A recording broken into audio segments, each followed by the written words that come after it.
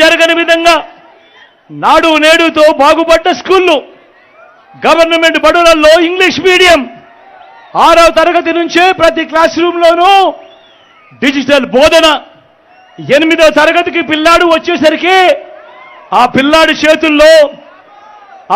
చేతుల్లో ఏకంగా ట్యాబులు. ఇంగ్లీష్ మీడియంతో మొదలెడితే టోఫులు, ఐబీ దాకా ప్రయాణం. పిల్లల చేతుల్లో మొట్టమొదటిసారిగా గవర్నమెంట్ పిల్లల చేతుల్లో మొట్టమొదటిసారిగా బైలింగ్వల్ టెక్స్ట్ బుక్స్, అంటే ఒక పేజీ తెలుగు, మరో పేజీ ఇంగ్లీష్తో పిల్లల చేతుల్లో ఏకంగా బైలింగ్వల్ టెక్స్ట్ బుక్స్. బడులు తెరిచేసరికి ఓ విద్యా కానుక, ఓ గోరు ముద్ద పిల్లల చదువులకు ఆ తల్లులను ప్రోత్సహిస్తూ రాష్ట్రంలో ఎప్పుడూ జరగని విధంగా ఓ అమ్మఒడి అనే పథకం. పెద్ద చదువులకు ఆ పిల్లలకు, ఆ తల్లిదండ్రులకు తోడుగా అండగా ఉంటూ ఓ జగనన్న విద్యా దీవెన, ఓ జగనన్న వసతి దీవెన. నేను అడుగుతా ఉన్నా, ఇప్పుడు నేను చెప్పిన ఈ పథకాలు, చదువుల రంగంలో విప్లవాలు తీసుకొస్తా ఉన్న ఈ పథకాలు గతంలో ఎప్పుడైనా జరిగాయా అని అడుగుతా ఉన్నాడు మీ బిడ్డ.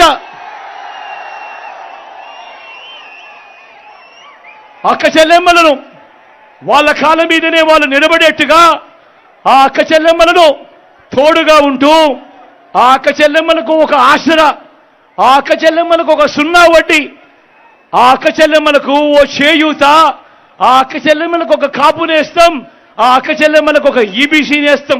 నా అక్క చెల్లెమ్మల పేరిటే ఏకంగా ఓ 31 లక్షల ఇళ్ల పట్టాలు వాళ్ళ పేరిటే రిజిస్ట్రేషన్. అందులో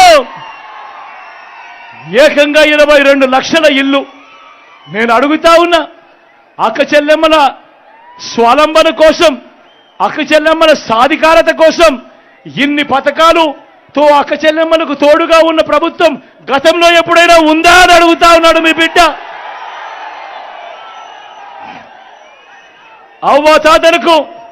అవ్వాతాతలకు ఇంటికే 3000 రూపాయలు పెన్షన్ కానుక, ఇంటి వద్దకే పౌర సేవలు పథకాలు, ఇంటి వద్దకే రేషన్.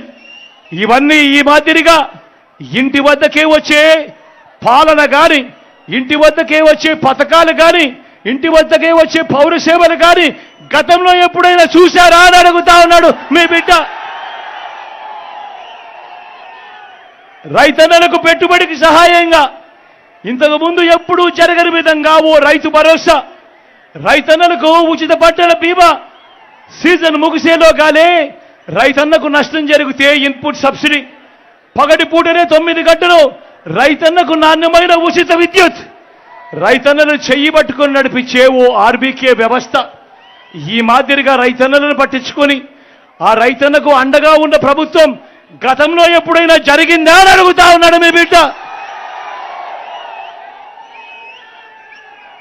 స్వయం ఉపాధికి తోడుగా ఉంటూ, స్వయం ఉపాధికి అండగా ఉంటూ ఓ వాహన మిత్ర, నేతన్నలకు ఓ నేతన్న నేస్తం, మత్స్యకారులకు ఓ మత్స్యకార భరోసా, ఓ తోడు ఓ చేదోడుతో చిరు వ్యాపారులకు, శ్రమజీవులకు అండ, లాయర్లకు లానేస్తం. ఇలా స్వయం ఉపాధి రంగానికి ఈ మాదిరిగా ఇన్నిన్ని పథకాలు పెట్టి తోడుగా ఉన్న పరిస్థితులు గతంలో ఎప్పుడైనా ఉన్నాయా అని అడుగుతా ఉన్నాడు మీ బిడ్డ.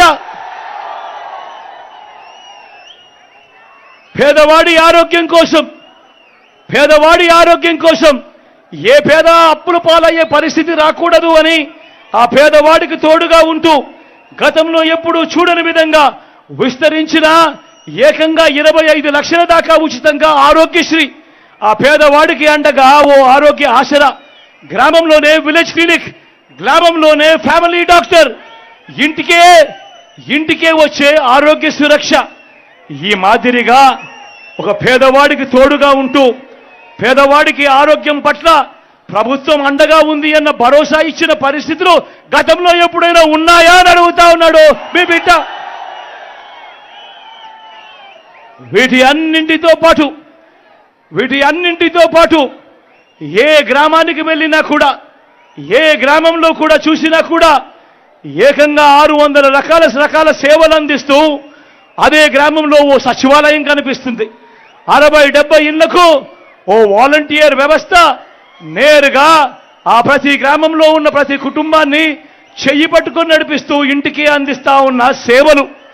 అదే గ్రామంలోనే 4 అడుగులు ముందుకు వేస్తే ఓ ఆర్బీకే వ్యవస్థ, అదే గ్రామంలో ఆ ఆర్బీకే వ్యవస్థ పక్కనే ఓ విలేజ్ క్లినిక్, మరో 4 అడుగులు ముందుకు వేస్తే అదే గ్రామంలో నాడు నేడుతో బాగుపడ్డ ఓ ఇంగ్లీష్ మీడియం బడి, గ్రామంలోనే ఫైబర్ గ్రిడ్ నిర్మాణంలో ఉన్న డిజిటల్ లైబ్రరీలు, గ్రామంలోనే ఓ మహిళా పోలీస్, ప్రతి అక్క చెల్లెమ్మ చేతిలో ఆ ఫోన్లో ఓ దిశ యాప్. నేను అడుగుతా ఉన్నా, ఇవన్నీ గతంలో ఎప్పుడైనా జరిగాయా అని అడుగుతా ఉన్నాడు మీ బిడ్డ.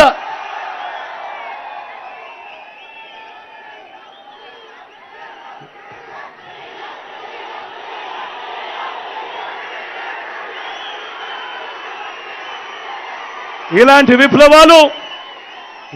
విప్లవాలు మీ బిడ్డ తీసుకొస్తా ఉంటే మరోవైపున అటువైపున చంద్రబాబును చూడమని అడుగుతా ఉన్నాడు మీ బిడ్డ. 14 ఏళ్ళు ముఖ్యమంత్రిగా చేశానంటాడా పెద్ద మనిషి, 3 సార్లు సీఎం అంటాడా పెద్ద మనిషి. మరి నేను అడుగుతా ఉన్నాను, ఇక్కడ ఉన్న ఇన్ని వేల మంది నా అక్క చెల్లెమ్మల్ని అడుగుతా ఉన్నాను, నా అన్నదమ్ములను అడుగుతా ఉన్నాను, నా అవ్వాతాతలను అడుగుతా ఉన్నాను. 14 ఏళ్ళు ముఖ్యమంత్రిగా చేసిన చంద్రబాబు పేరు చెబితే ఏ పేదవాడికైనా కూడా ఆయన చేసిన ఒక్కటంటే ఒక్క మేలైన గుర్తుకు వస్తుందా అని అడుగుతా ఉన్నాడు మీ బిడ్డ.